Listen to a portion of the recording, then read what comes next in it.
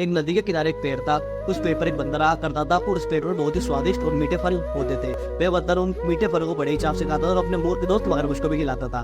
वह मगरमच्छ दोस्त भी उस मीठे फलों को बड़े चाव से खाता था और एक दिन उस मगरमच्छ ने अपनी पत्नी को वह मीठे फल खिलाए तो उस मगरमच्छ की पत्नी के दिमाग में ये बात है कि जब ये फल इतने मीठे हैं तो उन फलों को खाने वाला बंदर कितना मीठा होगा। तो उस मगरमच्छ की पत्नी ने उस मगरमच्छ से कहा कि मुझे उस बंदर का कलेजा चाहिए।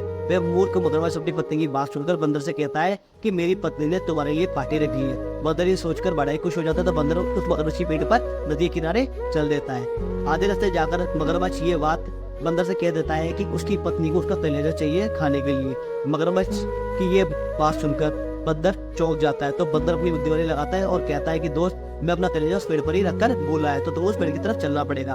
मगरमच्छ उसको पेड़ की तरफ ले जाता है तो बंदर उसकी पेड़ में छलांग लगाकर पेड़ के ऊपर बैठ जाता है और वह कहता है कि मूर्ख इंसान, कलेजे के बिना कौन इंसान जिंदा रहता है, लेकिन मूर्ख मतलब दोस्तों में जिंदा रह सकता है। निष्कर्ष हमेशा समझदार, व्यवहारिक और अच्छे दोस्त बनाए, ना कि मतलबी जैसे कि मगरमच्छ था।